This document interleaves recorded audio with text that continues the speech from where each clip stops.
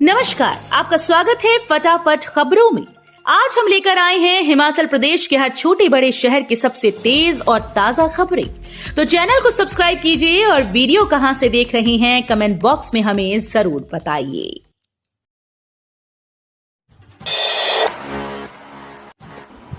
हिमाचल में साधन संपन्न लोगों को नहीं मिलेगी सब्सिडी, सैकड़ों पदों को भरने की मंजूरी। हिमाचल प्रदेश मंत्रिमंडल की बैठक शुक्रवार को मुख्यमंत्री सुखविंदर सिंह सुक्खू की अध्यक्षता में हुई। बैठक में कई बड़े फैसले लिए गए। मंत्रिमंडल ने बड़ा फैसला लेते हुए साधन संपन्न लोगों के लिए 125 यूनिट बिजली निःशुल्क देने का फैसला वापस ले लिया है। मंत्रिमंडल ने घरेलू उपभोक्ताओं के लिए शून्य बिजली बिल के प्रावधानों को युक्ति संगत बनाने के लिए सब्सिडी को एक परिवार 1 मीटर तक सीमित करने और बिजली कनेक्शंस को राशन कार्डों के साथ जोड़ने को मंजूरी दी। मंत्रिमंडल के फैसलों की जानकारी देते हुए मंत्री हर्षवर्धन चौहान ने कहा कि हिमाचल वित्तीय संकट के दौर से गुजर रहा है। बिजली बोर्ड के पास कर्मचारियों को वेतन देने के लिए पैसे नहीं। पिछली सरकार की ओर से बिजली पर दी गई सब्सिडी की देनदारियां इस सरकार को चुकानी पड़ रही हैं।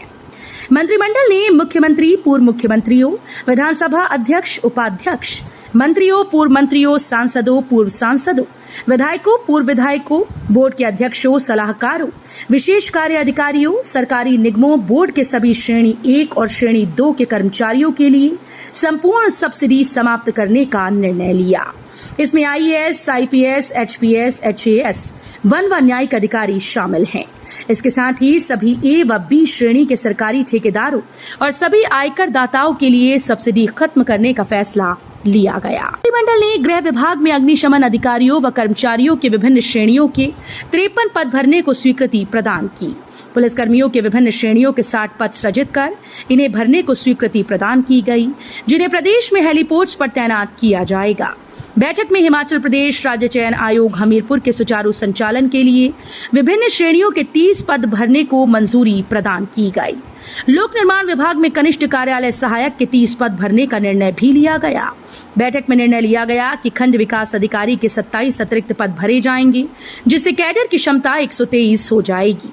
मंत्रिमंडल ने शिक्षा विभाग में 3 वर्षों का सेवा काल पूर्ण करने व राष्ट्रीय अध्यापक शिक्षा परिषद के मापदंडों को पूरा करने वाले 18 ग्रामीण विद्या उपासकों को जूनियर बेसिक टीचर के रूप में नियमित करने का निर्णय लिया। हिमाचल के कई भागों में भारी बारिश का अलर्ट, धर्मशाला BBN में झमाझम बरसे बादल। मौसम विभाग के अलर्ट के बीच राज्य के कई भागों में झमाझम बारिश का दौर जारी है। राजधानी शिमला में शुक्रवार सुबह करीब 11:15 बजे हल्की बारिश हुई। BBN क्षेत्र में सुबह तेज बारिश हुई। इससे लोगों को उमस भरी गर्मी से राहत मिली। कांगड़ा जिले के कई भागों में भी बारिश हुई है। मौसम विज्ञान केंद्र शिमला की ओर से आज से 2 दिनों तक प्रदेश के कई भागों में भारी बारिश का येलो अलर्ट जारी किया गया। विभाग के अनुसार राज्य के कई भागों में 18 जुलाई तक मौसम खराब बना रहेगा। हालांकि सुबह जारी बुलेटिन में 5 दिनों के लिए भारी बारिश का अलर्ट जारी किया गया। बीती रात को धर्मशाला में 12.6, पालमपुर 6.2, शिमला 3.5, डलहौजी 3, कांगड़ा 2.3, चंबा 2 और सराहन में 2 मिलीमीटर बारिश दर्ज की गई। शिमला के इस मंदिर में अब चौर के पत्तल में मिलेगा लंगर, जिला प्रशासन ने लिया फैसला। शिमला स्थित ऐतिहासिक मंदिर तारा देवी में 14 जुलाई रविवार से लंगर हरी पत्तल में श्रद्धालुओं को परोसा जाएगा। डीसी शिमला अनुपम कश्यप ने कहा कि अपनी संस्कृति और धरोहर को सहेजने की दिशा में संतुलित पर्यावरण के लिए मंदिरों में टौर के पत्तों से तैयार पत्तल में लंगर दिया जाएगा।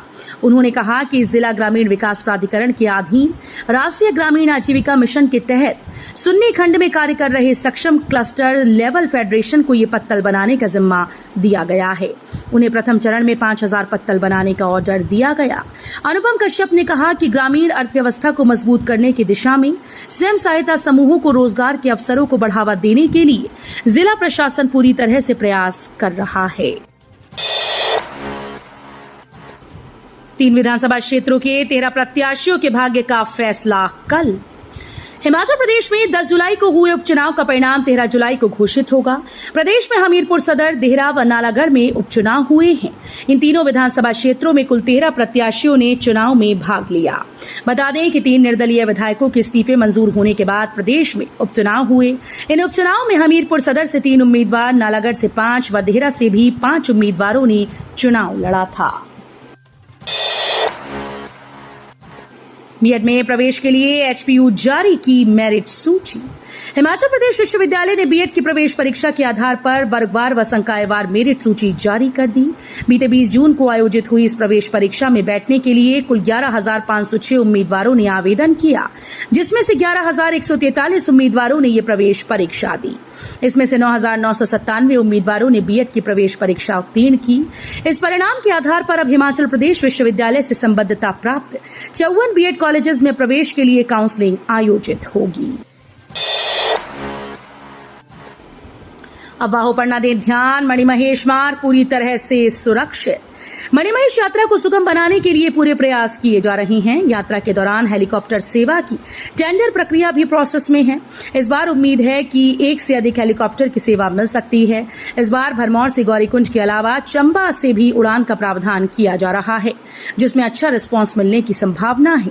एडीएम भरमौर कुलवीर सिंह राणा ने बताया कि भरमौर से गौरीकुंड तक हेलीकॉप्टर व्यवस्था करने के प्रयास किए जा रहे हैं।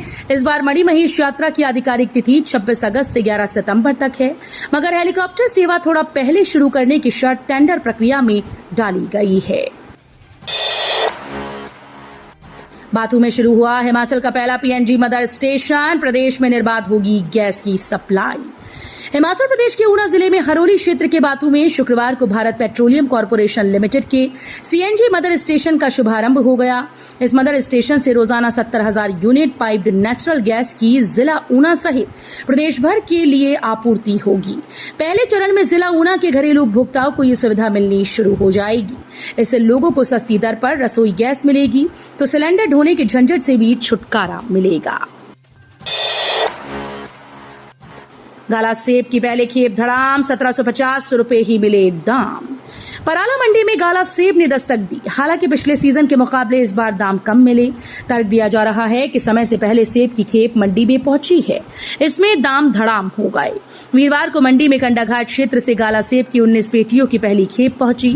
मंडी में एसजी ट्रेडर्स 11 नंबर फॉर्म पर 12 किलो का हाफ बॉक्स 1750 रुपए में बिका। बीते वर्ष शुरुआत में गाला का हाफ बॉक्स 2000 से 2400 रुपए में बिका था। आड़तियों का कहना है कि अभी सेब की गाला किस्म पूरी तरह से तैयार नहीं हुई, समय से पहले ही ये मंडी में आना शुरू हो गया है। इसके चलते इसे ज्यादा दाम नहीं मिल रहे। हालांकि इसे टाइटमेंट से बेहतर दाम मिल रहे हैं। एक तरफ अमीरी चमक रही है और दूसरी तरफ गरीबी सिसक रही है। जनसंख्या विस्फोट पर शांता कुमार ने जताई चिंता। हिमाचल प्रदेश के पूर्व सीएम ने कहा कि हर वर्ष 150 लाख नए लोगों के लिए रोजगार कोई भी सरकार नहीं दे सकती। दुनिया भर के 190 देशों में प्रतिवर्ष आबादी 8 करोड़ बढ़ती है। अकेले भारत में 1 करोड़ 50 लाख और बाकी 189 देशों में 6 करोड़ 50 लाख लोगों की बढ़ोतरी हुई है। उन्होंने कहा कि बेरोजगारी की हालत यह है कि पंजाब व हरियाणा के 10,000 नौजवान रोजगार के लिए किर्गिस्तान बिश्केक नगर में पहुंचकर भूखे मर रहे हैं।